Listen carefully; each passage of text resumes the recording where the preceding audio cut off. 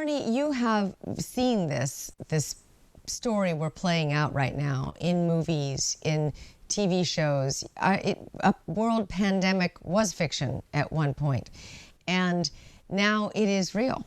And you're in your 87 wonderful young years of life. There's not a lot you haven't seen until now. Tell us a little bit about your thoughts around these unprecedented times, a world pandemic, from your perspective as a surgeon and as a healer. First, I have to, because you mentioned my age, my mother-in-law was a wonderful lady, an opera singer. She lived into her 90s. And I would, like at a birthday, I would say, sing for everybody. But this is something opera singers I've learned from watching movies about their lives. One of them said, being on the stage is hell. And I then understood my mother-in-law because everything had to be perfect. If you didn't sing the right note, you were a failure, a disaster. And so she didn't want to sing when she was 91 or 92. And I'd say, I'm so proud of you and your age. And she would say, my age is not a matter for discussion. I never forget her for that. But yeah, through humor, I changed her. But again, it's a perfect example. When you're on the stage, which a lot of people feel they always are, did I sing the right song? Did I hit the right notes?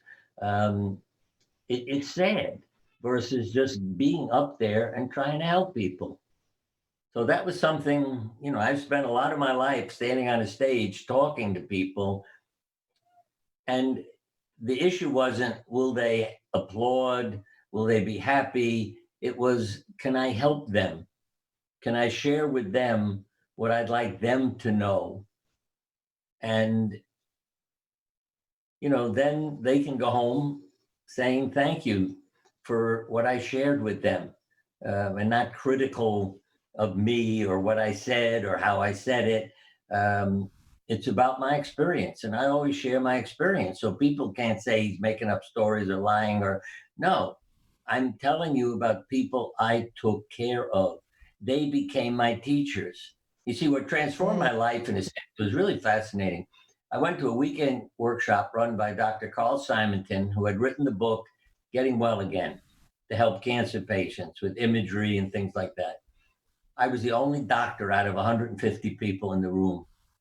I couldn't believe it. Here's a radiation oncologist talking about how to help cancer patients, and I am the only doctor in the state of Connecticut who came.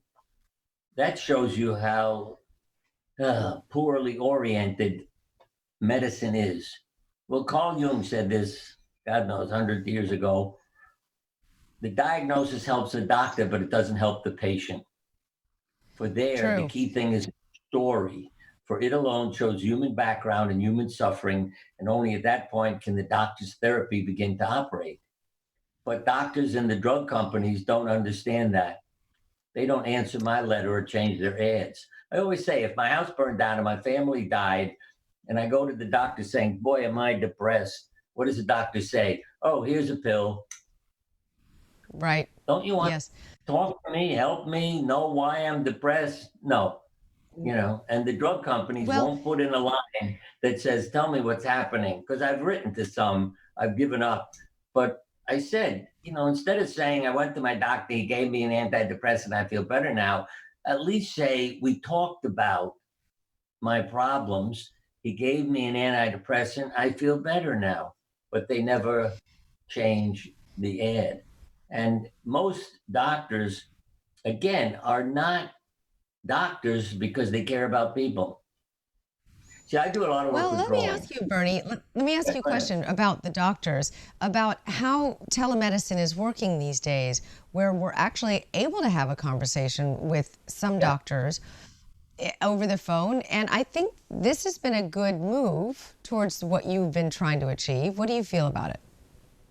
Well, it depends what they're talking about. See, if it's still like an office visit where all you talk about is your disease and your medicine and that sort of thing, I don't think it's any different than going to the office.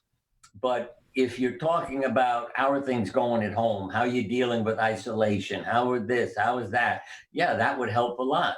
And especially, it may help more because the doctors are in isolation too and living what their patients are living. They, because what I learned again was there's one, he wrote Healing Lessons by Dr. Sidney Winnower from Sloan Kettering. He sent me a copy of his book. It's about his wife's experience with cancer. And as I'm reading it, I come across a sentence. I want to apologize to Dr. Bernie Siegel. I didn't even know him. What are you apologizing for? So I call him up. He said, I'm apologizing for what I thought of you. See, Mm, now that my wife has cancer, you are a big help. We have mm, your book in the living room. We have your meditation tape. We're listening, we're learning. Thank you. And you see, again, he isn't trained to take care of people. He was trained to treat disease. But when I came home right. from No, that no. workshop, let me just mention this. I came in on Monday, had gone there on Saturday and Sunday. And one of my partners, Dr. Richard Selzer, who's a very intuitive fellow, as I walked in the office, he said, "You're gone." I said, "What are you talking about?" He said, "You're not the same person you were on Friday." And boy, I never forget him saying that. And why? Mm, Because all my patients were sitting around me. I wasn't at a desk. They weren't separated from me. mhm. And the sentence that changed my life literally was, "You're a nice guy. I feel better when I'm in the office with you, but I can't take you home with me. So I need to know how to live between office visits."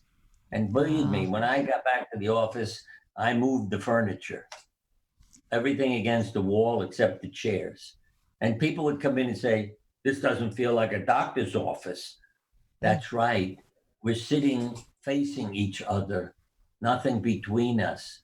And mm. and they didn't, they were uncomfortable at first, but then they felt good being with the person. And my hope is some of this modern communication, may help create that too.